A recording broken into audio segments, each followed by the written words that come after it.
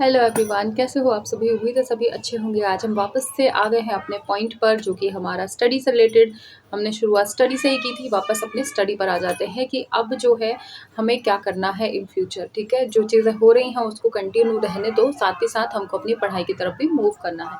क्योंकि कई सारी लड़कियां हैं डिसअपॉइंटेड हैं कि नंबर जो है वैसे नहीं आए हैं, और आगे फिर से अपने आप को तैयार करना है, एक माइंडसेट अपना सेट करना है कि कैसे हम जो है पढ़ाई को वापस से शुरू करें। क्योंकि एक ठहराव के बाद दोबारा से वही एनर्जी गेन करना, वही सब कुछ इतना आसान नहीं हो पाता है, लेकिन हमें करना होगा फिर से। ठीक है, कोई बात नहीं है। कहते ना कि जो है जीतता वो नहीं है, विनर वो नहीं बनता है जो कि कभी हारा नहीं हो। विनर वो बनता है जो गिरता है फिर उठता है, गिरता है फिर उठता है। असली विनर वही है, क्योंकि उसने लास्ट तक अपना मोटिवेशन जो है बिल्कुल खोया नहीं है। ठीक है, तो वो विनर कहलाएगा अपने उसमें। ठीक है, तो अब हमें क्या करना है, फिर से अपने दिमाग को वापस से स्टडी की तरफ लेकर जाना है। तो इसके लिए 4 टिप्स हैं, 4 टिप्स मैं आप लोगों से शेयर करने वाली हूँ। तो वो आप फॉलो करोगे तो आपका जो रूटीन है पढ़ाई का फिर से बनेगा, और आप जो है नेक्स्ट टाइम जो आप स्टार्ट कर रहे हो इसमें आपको सक्सेस ज़रूर से मिलेगी। बट इन चीज़ों को थोड़ा सा ध्यान में रखते चलना है। तो पहला स्टेप है हमारा सेल्फ कॉन्फिडेंस। दुनिया की कोई भी ताकत जो है आपको उतना मोटिवेट नहीं कर सकती जितना आप खुद को कर सकते हो, और वो आता है आपके सेल्फ कॉन्फिडेंस से कि हाँ, मैं कर सकता हूँ। मन में एक डर लेकर अगर पढ़ने बैठोगे ना, तो पढ़ाई में बिल्कुल मन नहीं लगेगा। आपके सामने आपकी ढेर सारी बुक्स हैं, जब तक आपके मन में ये कॉन्फिडेंस नहीं हुआ कि मैं इनको ना सिर्फ पढ़ लूँगा बल्कि मेरे दिमाग में ये सारी चीज़ें फिट भी हो जाएँगी, तब तक वो चीज़ें नहीं आ पाएँगी। बुक को देखते ही अगर आप डर गए कि अरे! ये तो मैंने कभी पढ़ा ही नहीं है, ये तो बहुत टफ है, ये कैसे करूँगा?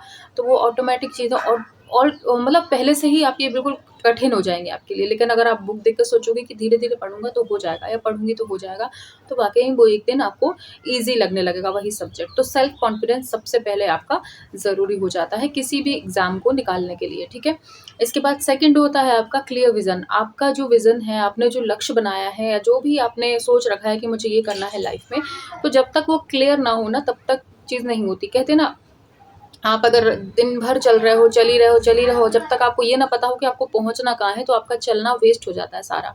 आप कहीं पैदल यात्रा पे निकले हो या कहीं पे भी निकले हो, अगर आप कंटिन्यू चलते ही रहोगे तो पहुँचोगे कहाँ? तो सबसे पहले तो अपनी मंज़िल डिसाइड कर लो कि मुझे कहाँ पर पहुँचना है, कहाँ जाना है। तो क्लियर विज़न होना चाहिए कि मुझे किस जॉब की तरफ जाना है, और उसको फिर उस हिसाब से पढ़ना है ना? पढ़ना मैटर नहीं है किताब खोल के अगर आपने पूरी बुक भी रट डाली, लेकिन पता ही नहीं है कि वो है किस चीज़ के लिए, मैं पढ़ रहा हूँ वो कहाँ काम आने वाला है। ठीक है, तो ये चीज़ें होनी चाहिए, आपका एक क्लियर विज़न हो कि मुझे ये एग्ज़ाम निकालना है और इसके लिए मुझे ये पढ़ना है। तो एक दिन ऐसा आएगा कि आपका सारा सिलेबस भी कंप्लीट हो जाएगा, और साथ ही साथ आपका सारा रिवीज़न भी हो जाएगा, सब कुछ हो जाएगा। बस अपना क्लियर विज़न रखो कि मुझे ये लाइफ़ में करना है। ठीक है? इसके बाद आता है आपका थर्ड, डिस्ट्रैक्शन फ्री ज़ोन, है ना? आपका जो भी आप पढ़ रहे हो, जिस भी एटमॉस्फेयर में, जिस भी माहौल में आप पढ़ रहे हो, एनवायरनमेंट में पढ़ रहे हो, तो आपको सबसे पहले क्या चाहिए कि आपका एटमॉस्फेयर, आपका जो आस-पास का क्या बोलना चाहिए, आप जहाँ पर हो, आस-पास की जगह ऐसी हो कि जहाँ पे डिस्ट्रैक्शंस ना हो। डिस्ट्रैक्शंस में क्या किया जाएगा, ज़रूरत से ज़्यादा शोर ना हो, क्योंकि वो आपकी कंसंट्रेशन पावर को कम कर देगा। सेकंड चीज़, कभी भी पढ़ते टाइम मोबाइल फ़ोन अपने पास मत रखो, क्योंकि वो नोटिफ़िकेशंस आएँगे और आपको अपने आप आपकी उँगलियाँ वहाँ पहुँचेंगी कि देख लूँ मैं किसने मैसेज किया है, इम्पोर्टेंट तो नहीं है ये वो। जब भी पढ़ने के लिए बैठो तो आप अपने फ़ोन को साइलेंट कर दो, और दूर रख दो, अपनी पहुँच से इतना दूर एटलीस्ट रखो कि आपको वहाँ उठ के जाने में थोड़ा-सा आलसीपन आए कि कौन जाए, कौन देखे। क्योंकि पास में रखोगे तो वो तो फिर चेक करने की रहेगी कि इतनी पास है, हाथ बढ़ा के उठा लिया, देख लिया किसी ने मैसेज तो नहीं किया। तो अपनी पहुँच से दूर रखो फ़ोन को, ठीक है?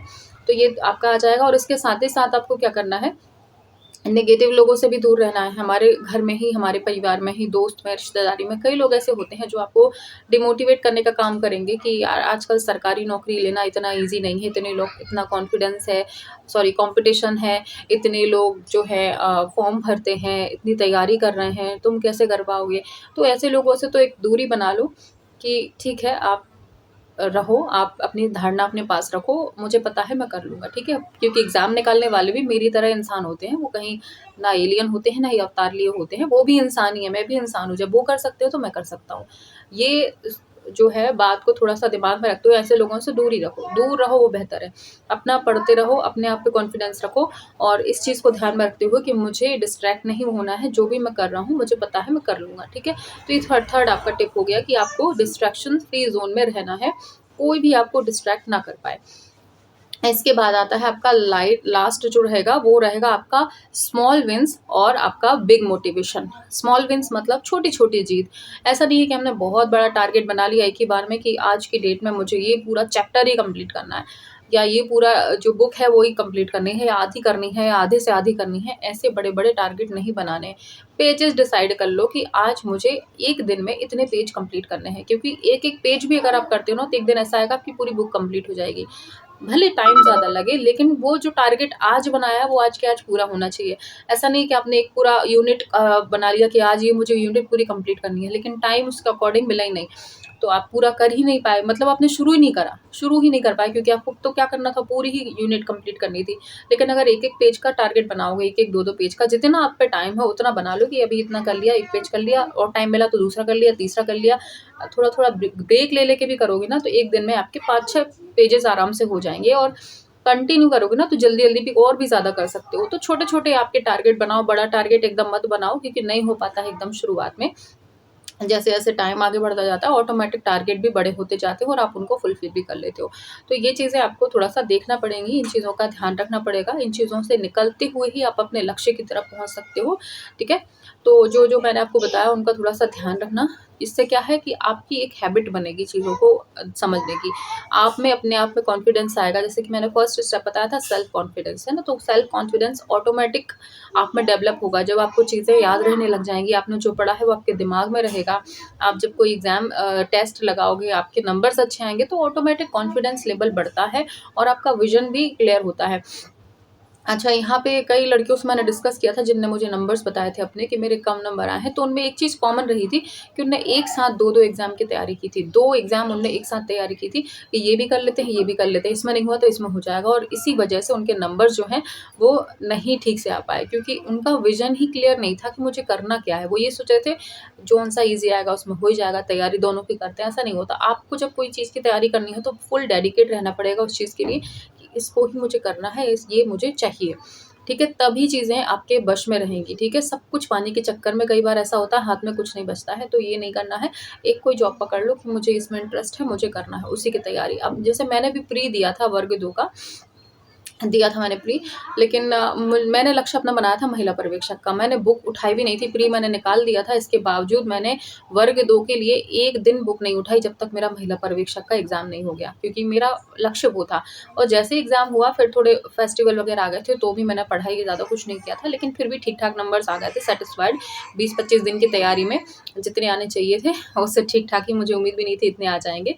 कई लड़कियाँ पूछ भी रही थी कितने आए थे मेरे, तो 52 थे मेरे 100 में से, और साइंस था, फिज़िक्स, केमिस्ट्री कुछ ज़्यादा ही थी, और फिज़िक्स, केमिस्ट्री पता ही है उसमें तो अच्छा खासा टाइम चाहिए।